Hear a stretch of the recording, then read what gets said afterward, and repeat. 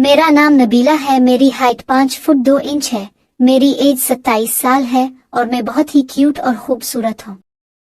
मेरा चेहरा फूलों की तरह हुसैन है। मेरी आंखों में मस्ती भरी है। मेरे गाल मोटे और भरे भरे हैं और मेरे होंठ रस भरे रसीले हैं। तो हुआ कुछ यूं था कि मैं इस वक्त तकरीबन 16 साल की थी जब हमारे मैट्रिक के इम्तिहान होने वाले थे। मैं कोई बहुत कमजोर स्टूडेंट तो ना थी पर कोई बहुत ज़हीन स्टूडेंट भी ना थी, जिस वजह से इम्तिहानात की तैयारी के लिए मुझे किसी न किसी से रहनुमाई की जरूरत थी। मेरी खाला का बेटा शहजाद BA कर चुका था और वो हमारे घर से ज्यादा दूर भी नहीं रहता था। मैंने अम्मा जान से कहा कि वो शहजाद से बात करें कि वो फारग वक्त में मुझे पढ़ा दिया करें।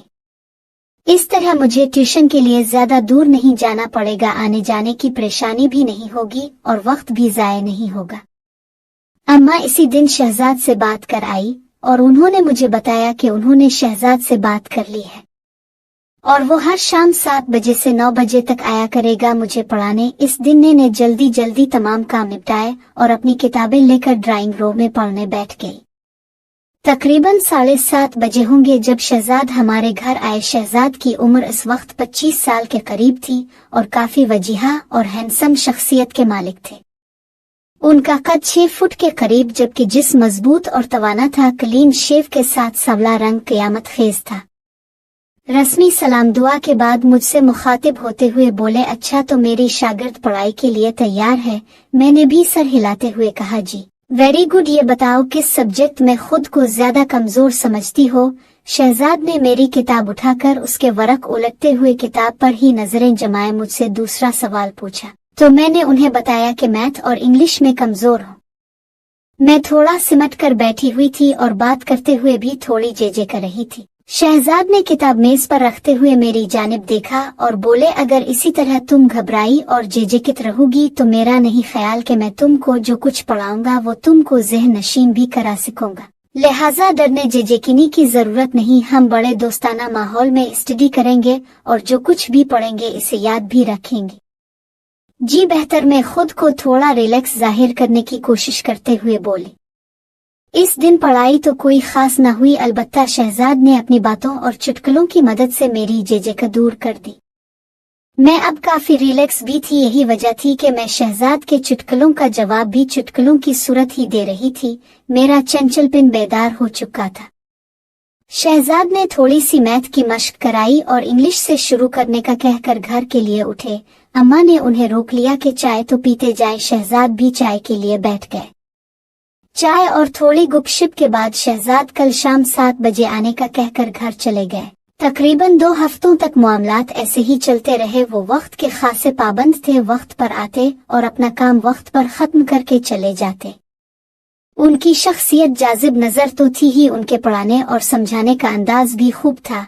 यही वजह थी कि मैं शहजाद की गिरविदा हो चुकी थी और उनसे काफी बेतकल्लुफी भी हो चुकी थी। इस दिन शहजाद मुझे मैथ की मशक करा रहे थे। जब अम्मा चाय ले आई उन्होंने चाय मेज पर रखी और बोली कि चाय पहले पी लेना। ये कहकर वो वापस किचन में चली गई। मशक खत्म हुई तो मैंने चाय की प्याली उठाकर शहजाद को देना चाही तो पता नहीं क्या हुआ कि मेरा हाथ कांप गया और सारी की सारी चाय शहजाद के ऊपर गिर गई, जिससे उनकी पतलून और शर्ट भीग गई। मेरे तो ओसान खता हो गए। दौड़ती हुई गई और तौलिया उठा लाई। मैं बार बार शहजाद को सॉरी बोल रही थी और साथ ही साथ उनकी शर्ट को तौलिए से खुश्क करने की कोशिश कर रही थी। अब जले तो नहीं? मैंने मुसलसल तौलिया रगड़ते हुए पूछा। चाय से तो नहीं जला, लेकिन अब तुम जरूर जला डालोगी। मैं उनके इस जुमले को बिल्कुल भी ना समझी और इसी तरह तौलिया से उनकी शर्ट को खुश्क करने में लगी रही। मैं शायद कुछ देर और इसी तरह तौलिए से उन्हें खुश्क करने में लगी रहती, पर शहजाद ने मुझे रोक दिया और मुझे दोनों कंधों से उठाकर खड़ा करते हुए बोले, बस करो बबली। घर में मुझे सब इसी नाम से पुकारते थे। Everything is fine. तुम खामखा परेशान हो रही हो। लेकिन मैं खुद में बहुत शर्मिंदा थी, इसीलिए जब मैंने उन्हें इस शफकत से पेश आते देखा तो मेरी आंखों से आंसू निकल आए।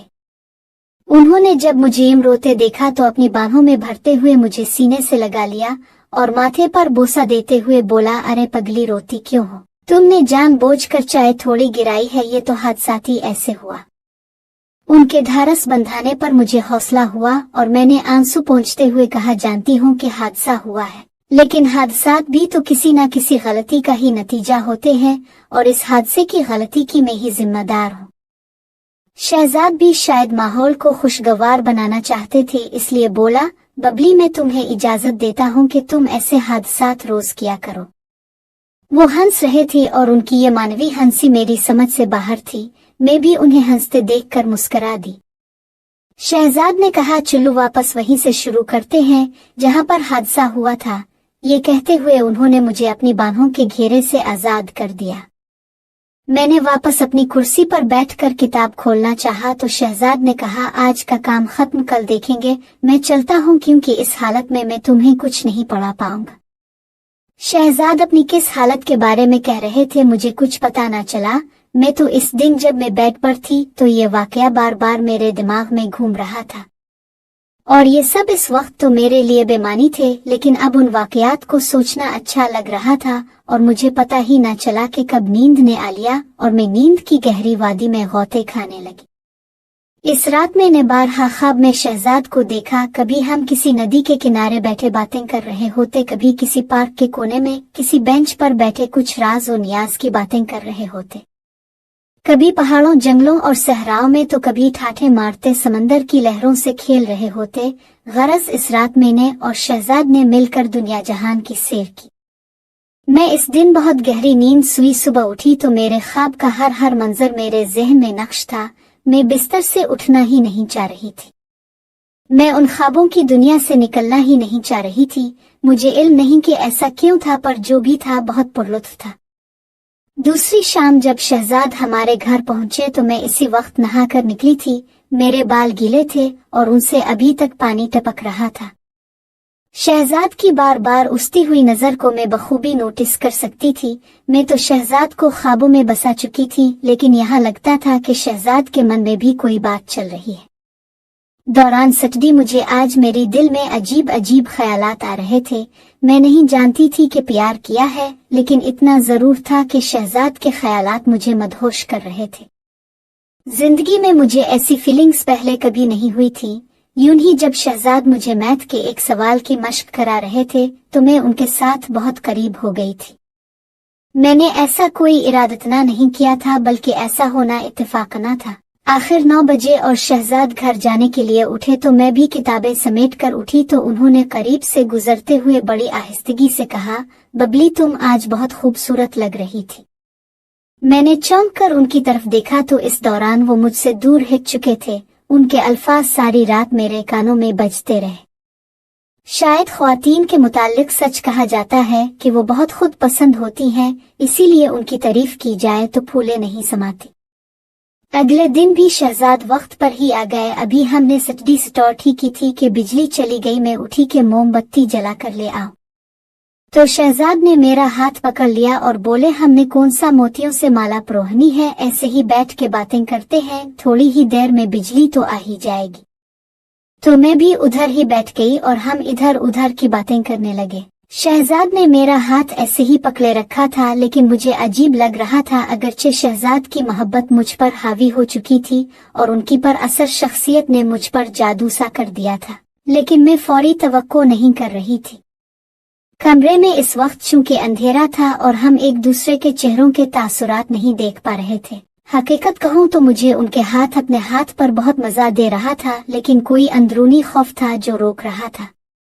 लेकिन अगर शहजाद की जगह कोई भी और होता तो मैं यकीन से कह सकती हूँ कि मैं इसका मुड़ नोच लेती, लेकिन शहजाद के लिए तो मैं पहले से ही सब कुछ हारी हुई थी। लेकिन फिर भी मैं ये सब कुछ नहीं चाह रही थी जो हो रहा था। मुझे अजीब लगने लगा था, इसीलिए मैंने शहजाद के हाथ को छोड़ा और टॉयलेट जाने के बहाने वहां से उठ गई।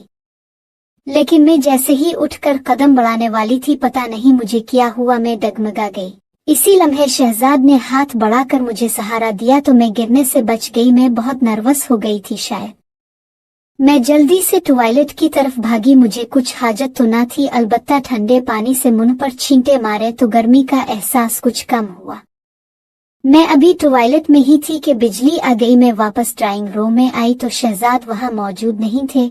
मुझे परेशानी हुई कि ऐसा किया कि वो बताए बगैर ही चले गए।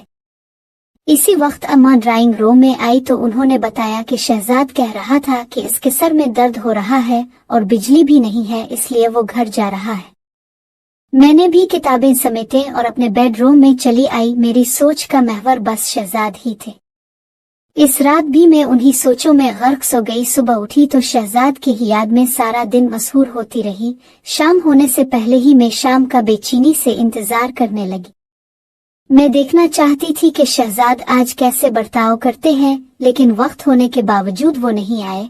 मैं इंतजार करती रही, लेकिन मेरा इंतजार बस इंतजार ही रहा। वो 8 बजे तक नहीं आए तो मैंने अम्मा से कहा कि खैर हो शहजाद, पता नहीं आज क्यों नहीं आए। अम्मा ने कहा कोई और काम पड़ गया होगा इसलिए नहीं आ सका होगा।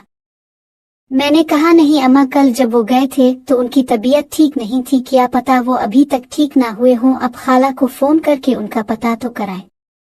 अम्मा को भी जैसे कुछ याद आया तो उन्होंने खाला को फोन लगाया। तब खाला ने बताया कि शहजाद तो कल से सख्त बुखार में तप रहा है। मुझे इल्म हुआ तो सख्त बेचैनी हुई। दिल चाहा कि अभी जाऊं और उसका बुखार खुद पे ले लूं, लेकिन मैं इस वक्त क्या कर सकती थी। सुबह मैं अम्मा को साथ लेकर उनका पत्ता लेने खाला के घर गए तो देखा शहजाद वाकई बुखार की वजह से बिस्तर में पड़े थे। थोड़ी सी रस्मी बातचीत के बाद मैं इधर ही बैठ गई। खाला और अम्मा भी साथ बैठी अपनी बातों में मसरूफ हो गई। शहजाद ने एक बारगी हमारी तरफ देखा, फिर उन्होंने अपनी आंखें मूंद ली। हम खाला और अम्मा की मौजूदगी में कोई बात नहीं कर सकते थे, इसलिए हम खामोश बैठे थे जबकि खाला और अम्मा बातें कर रहे थे। बातों बातों में खाला ने बताया कि उनकी सहेली की बेटी की शादी थी जहां उनका जाना बहुत जरूरी था, लेकिन नहीं जा सकती।